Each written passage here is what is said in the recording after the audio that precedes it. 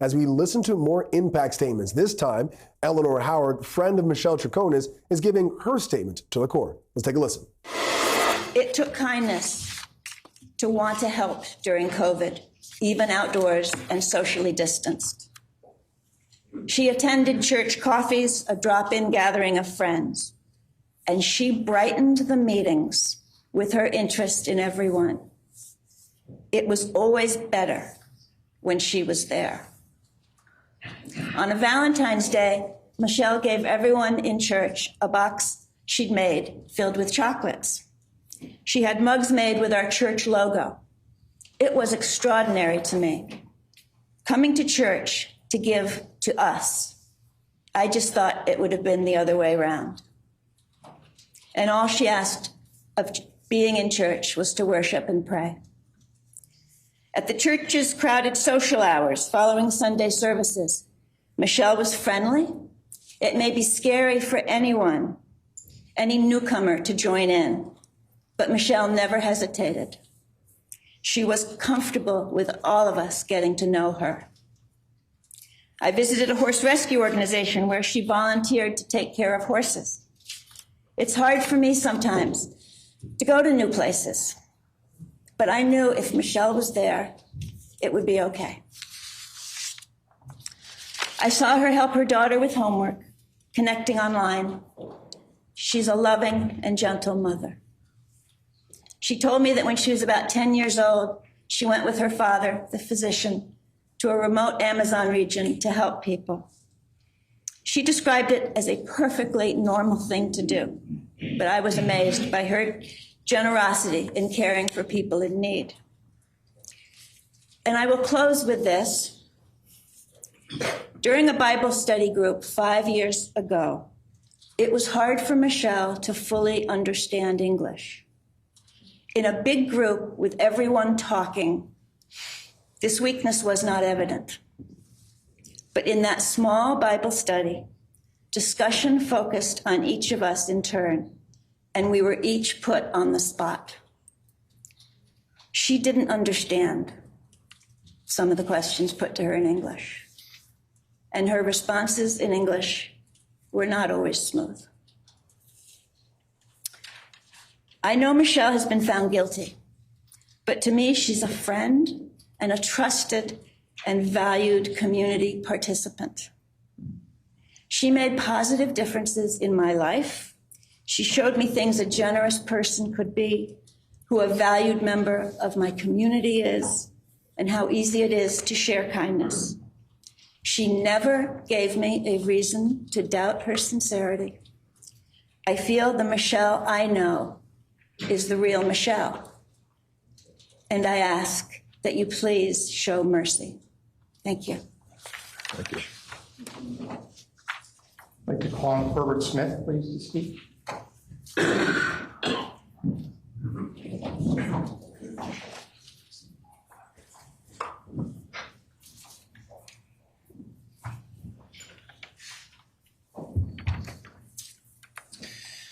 Your Honor, thank you for the opportunity to speak on behalf of my sister-in-law, Michelle Troconis. My name is Herbert King, and I'm here to share my personal experiences with Michelle and to ask for your compassion and leniency in her sentencing. Michelle is an extraordinary person who has a significant positive impact on my life and the lives of many others I know. She welcomed me into her family with open arms, becoming the sister that I never had. Michelle's support and acceptance were vital to my relationship with her sister Daniela, my wife.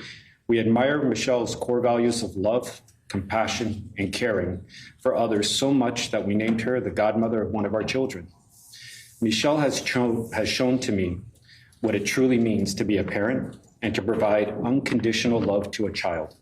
She put her own dreams on hold to support and care for her daughter, embodying selflessness in every sense of the word. She taught me the importance of putting one's personal life on hold to meet those needs of others. Michelle's free spirit, her creativity, her openness, and inclusiveness of others are qualities that I deeply admire. She has taught me that true fulfillment comes from sharing and giving to others, not from material possessions. I look up to her, I admire her, and I'm incredibly thankful to have her in my life. Anyone who knows Michelle, as I do, would consider themselves blessed. Throughout this ordeal, Michelle has maintained her dignity and humility. Despite being under intense public scrutiny and facing numerous challenges, she has continued to contribute positively to the community through her volunteer work and supporting her church. Her strength and resiliency are truly admirable. Michelle is selfless. She's always putting others first. She loves life and she enjoys sharing her life experience with others. She instills humility, and she has taught my sons the real happiness comes from hard work and giving opportunities to others. She helps us get through the hardest of days with just a simple smile, and she serves as a role model to many in our family. Her ability to give to so much to others is just extraordinary. Your Honor, as a family, we place our hope in the court and respectfully request mercy and your judgment. The Michelle that I know is not the type of person who would harm anyone or conspire to do so. She always gives back. She never takes, and she makes a positive impact wherever she goes. Your Honor, I humbly ask you to consider the profound impact that she's had on her family, on me, and in the community, and that you show compassion during her sentencing. Thank you. Thank you. Call on Wendy Isco.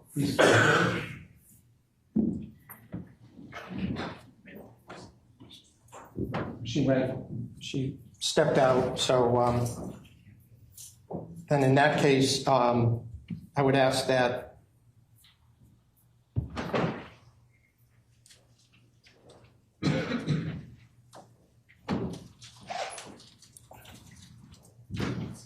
cut. Oh, here she is. I'm sorry. Ms. Isco.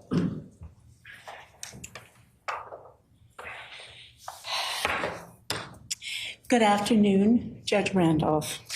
My name is Wendy Iskov. I am deeply grateful for the opportunity to share with you today some of the personal experiences with the defendant, Michelle Troconis. I realize the court has found her guilty of the tragic crime set before her, and I'm here with the hope that I might shed some light on the character and personality of Michelle, with the intent of revealing to you what I know of her as a compassionate woman, mother, and friend. In 2019, she attended our church for a period of 5 to 6 months when she was under house arrest and required to stay within the limits of the... All right, still with me are trial attorneys Katherine and Alfie Patterson. So let's get them in on here to get their legal commentary. Alfie, I'll start with you. As we're hearing these impact statements, if you were the judge, is this moving you towards leniency or mercy? And if not, what more can they provide?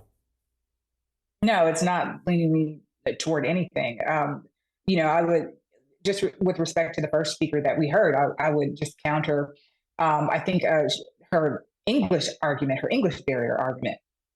I would say that conspiracy to commit murder, if there's a desire there, it crosses all language barriers. A desire or a conspiracy to tamper with evidence crosses language barriers. Again, if there is a desire there, and multiple things can be true at once. She could be a wonderful godmother. She could be wonderful acclimating her brother-in-law to her community and her family. And she could also be a person who conspires to murder her boyfriend's wife. Multiple things can be true at once. So I'm not moved yet. All right. So I guess the follow-up is there something that they could say to make you think, oh, her sister came up, or another family member, or someone else from her church said something, and this is going to push it to the next point? Something could be said, of course, but again, nothing yet for me. Gotcha. And I guess the question is, Katherine, I'll pose it to you. At some point, I'm going to assume that Michelle Troconis is going to get up there and say something on her own behalf. One, would you advise her to do that if you were her attorney? And two, is there something that she could say to maybe get, let's say, Judge Patterson to be lenient because the other impact statements are not doing it for her? It's really tricky because we know that she did not testify during her trial. And of course, we know too that that's her constitutional right to do so. Now, whether her statement will have an impact, it's almost asking, why are you speaking now? Because you want leniency? Is that the only reason, right? And of course, that is the reason why she would speak, but it sounds so selfish when it is put in that context. What I find interesting with all of these witnesses that are providing the statement on her behalf is there's so many, excuse me, so many of them coming out and saying how good of a person she is before or even during this entire trial that they met her.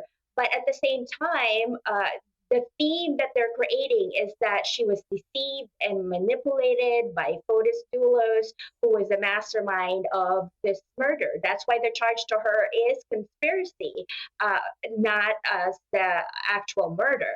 But the question remains, how could she do this if she was such a good person? And why would she not tell anyone where the body is if she knows where the victim is? Yeah, but I agree with you. But my only question is, how big is that if? Do we think she really knows, or does she not know? And how do we measure that from the testimony and what she might say in her impact statement? Well, many questions. We'll answer hopefully some of them as we come back. We're going to take a quick break here. When we come back, we'll have more of the Troconis trial and impact statements on the other side. We'll see you then.